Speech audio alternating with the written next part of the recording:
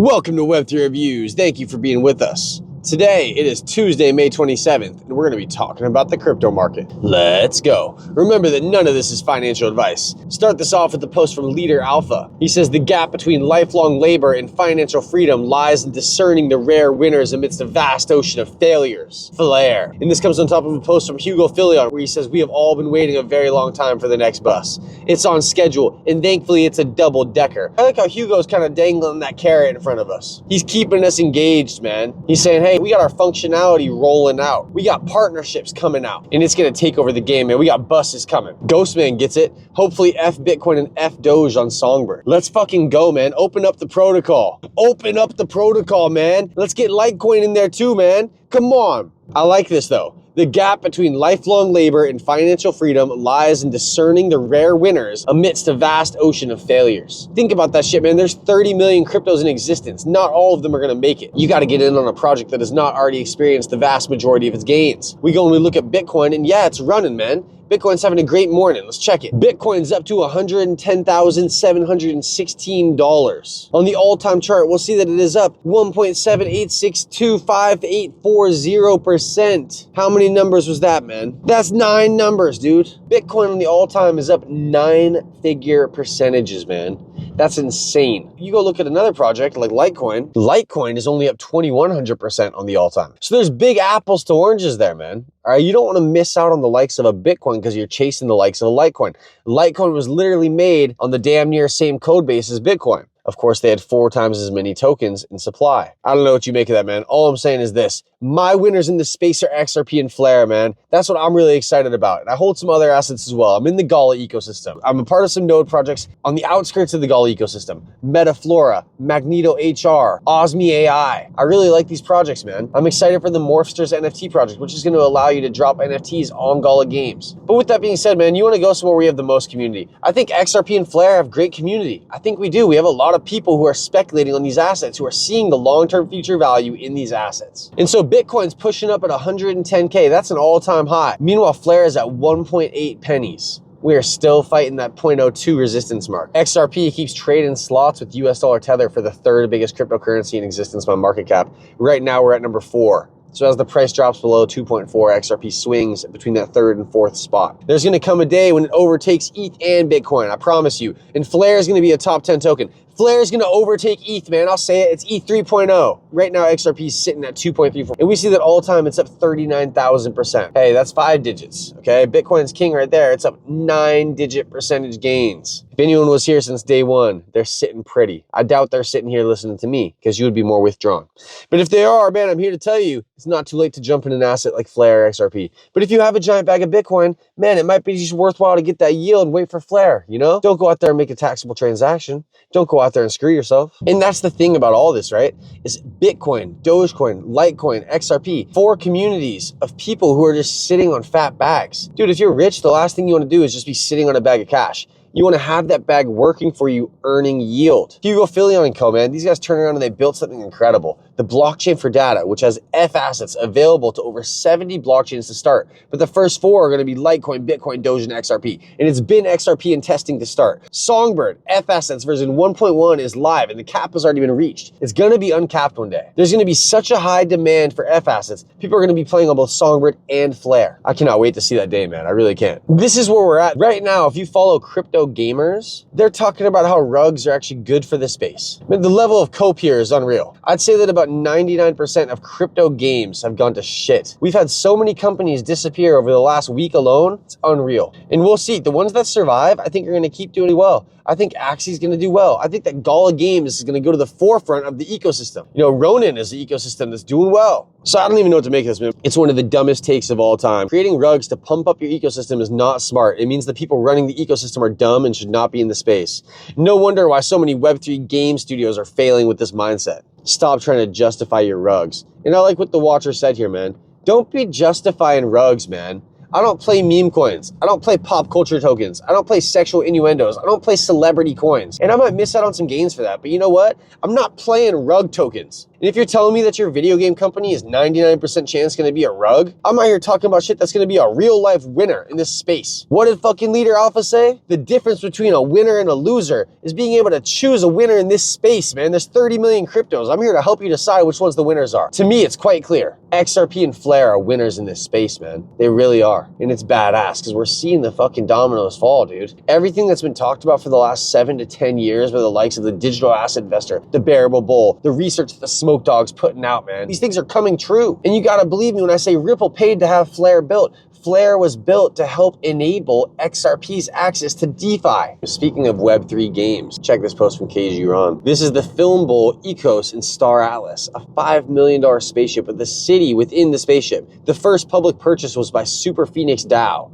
Would you buy one is the question KG has to say. I mean, it looks pretty sweet. Until we see the gameplay, I don't know. But I responded to this and said, yeah, I mean, if I just had 5 million laying around, I would love to. Is this PC, Xbox, or what? It looks epic. Star Phoenix got back to me. It's a PC game, but thanks to Play on Shaga, you can run it on almost any device. I'm excited for the future, man. I'm excited for Web3 games. As a kid, I liked MapleStory. I liked RuneScape. I liked these open world games. And dude, you know what? I think these games should be on the blockchain. Have you guys been seeing what's been going on with MapleStory? And here's a post from Jesus Martinez covering it. This one's not about rugs, or at least it shouldn't be. If MapleStory ends up rugging the crypto industry, crypto gaming is doomed, man. If MapleStory ends up rugging, I don't know, man. He says a MapleStory U character just sold for $16,000. They've done over 1 million in NFT trading volume over the past 5 days.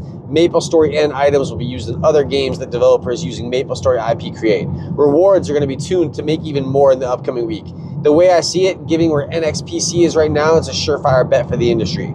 If only 1% of the entire MapleStory community decides to play the game, then it'll be the largest game using crypto by a long shot. And we see what this NFT was right here. And this is how the MapleStory characters look, man. MapleStory, it had a special place in my heart when I was in elementary school. Instead of hopping on AOL, you and your buddies would just hop on MapleStory, man. They had a great chat. You could go and do quests. You could run around and try to upgrade your character, just fighting little silly CPUs. It was funny, man. It was a fun game. I appreciated it. And the fact that they're in crypto now on Avalanche selling NFTs, it makes me happy to see, man. MapleStory had a big part of my childhood, I'll say. I commented on this. I said kind of the same argument Gala Games had. Only we could convert a portion of our Farmville family. This was what the whole argument was, man. Gala Games said, listen, back in the day when we had Zynga running with Farmville and all these other games on Facebook, at one point we had 220 million daily users playing our games. If only we could get a portion of that over on Gala Games, playing Town Square or the likes. And of course, the games haven't really come to fruition. We have a few games, all right? We need more games, man. We need more games. We need them to be popular. We need them to be OG game throwbacks that are brought back to the blockchain, I think. As we see, MapleStory is doing great. Man, the idea I had was for an old Sega game, which now, of course, I can't remember the name of, but you were a mech and you were fighting on this flat surface in space. Of course, it's who's working on this, man. As one man, you can't really work on trying to get an OG game title. You call these people and they say you need a company to even license the game. They're not just giving this away to anybody. And Avalanche had this to say about it. MapleStory Universe is cooking up a storm. In just 10 days, they've sold 3.8 million in marketplace volume. They've had 2.6 million items traded. They're number 2 in total NFT volume, beating CryptoPunks and the Pudgy Penguins. Holy shit, man, not the Pudgy Penguins. Web3 gaming adoption on Avalanche is heating up. Yeah, so I never used Avalanche again after my experience with the Time Wonderland DAO. I got rugged so hard on Avalanche, I never looked back, man. Dude, and you got guys like Jesus Martinez saying, oh yeah, rugs are good for crypto, and rugs is what's on Avax Gaming. That's where I like to lay my cap. It's where the rugs be. Bring on the Ponzi gaming is what they're saying. I'm not here for that. I'm not even a crypto gamer, quote unquote. I like to play games that are fun, man. You know what game I like to play? I like to play Madden. Catch me on Madden, bro. I'll play you with any team. It's not really a big deal, man. Be running that rock, throwing it over the top. Come on, having fun, man. I love some Madden. Sports games are where it's at. And if you could tell me that I could gamble crypto on the internet against you in a wager, a head-to-head wager where I could say, bro, I'm gonna put 100 XRP on this, I would, all right? But it has to be in the game, and there has to be some sort of dope-ass shit in the game, putting it on the blockchain. I don't know what they could do for Madden. Maybe your character's in the blockchain and you could transfer them from game to game. It never made sense that once the game was done, you had to restart your whole character in the next game. It never made sense, okay? And every year you have to restart. We see people with games like 2K spending their whole life on this, man. Every year they'll get the game immediately and spend like 100 hours, 200 hours just trying to upgrade their character.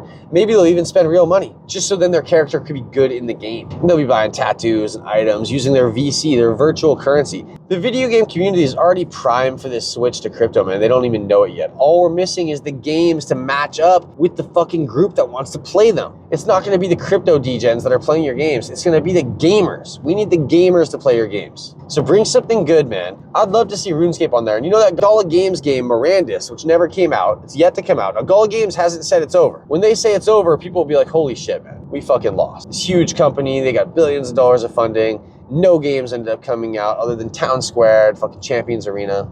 And now it's gone. But it's not gone. It's still alive. And until they shut the doors, I'm a believer that it's going to happen, okay? I think Mirandus is still going to come to fruition. And Mirandus is supposed to be that RuneScape on the blockchain. There's not going to be any NPCs. Everything is going to be run by people. You want to have a shop? You can run the shop. You want to sell horses? Better get a stable and breed some horses and start selling, all right? And everything in the game is going to be used for the currency, Ethereum, which is the in-game currency that you can then trade back for Gala token and sell in the open market. That's badass, man. It's not just gonna be some virtual currency locked in the game. Your character's not gonna be locked in the game. Just like MapleStory U, you can take your character and sell it on third-party NFT Harbor. You can sell it on the likes of OpenSea. There's use case here, man. There is. The fact that the NFT craze is coming back around for crypto gaming speaks volume to me of where we're at in the crypto market, man. We got Bitcoin at an all-time high. We got MapleStory U trading over $5 million of NFTs in the last week. We got Flare with the buses coming and momentum building within that community and around the technology that's there. Huge things are coming for the XRP ecosystem. And Flare, if you ask me, is at the damn heart of the XRP ecosystem. Man, if you're not playing crypto now, if you're sidelined at this moment, I don't know why you would be. Comment down below, why are you sidelined, man? Why are you not on the field playing the game, man? Man, it brings me back to the day even thinking about MapleStory. Honestly, I'm so glad they're here in the crypto ecosystem, man. MapleStory on the blockchain, man. It's got a great ring to it. And I know it's a different game. It's MapleStory Universe. I'm unsure what it involves. Can't speak on whether it's a good game or not. I can't speak on whether it's a Ponzi rug. If Jesus Martinez is promoting it, then you know it has a chance to be a rug, because he's cool with the rugs, man. And things are heating up, man. You remember Ripple bought the Hidden Road? Hidden Road has a bridge for instant settlement. And MapleStory U is doing great things for crypto gaming. But XRP says, hold my beer. RealFi says this: RealFi has successfully completed phase 1 of its blueprint for the tokenization of $654 trillion on the XRP ledger. To celebrate this milestone, we're excited to launch an XRP giveaway. Check out the rules for their giveaway. Play if you want to. Crypto Geek posted on top of this and they said Ripple has quietly acquired Circle, USDC, unlocking $61 billion of XRP ledger after real estate tokenization approved. And that's what RealFi is, man. RealFi is that rent to real estate, pay the world with one currency built on the XRP ledger, unlocking RealFi to $654 trillion worth of real estate coming soon. And so this is yet to happen, of course. I'm sure if we looked it up, that might be the value of all the real estate in the world. So RealFi is really going after a big chunk of the pie, man. This is huge. Hidden Road, RealFi, tokenizing real world assets, instant settlement on the XRPL for these big players. There ain't no time to wait. What you waiting for? Get some XRP, get some Flare. Zach with Web3 Reviews. Have a great day. Until next time.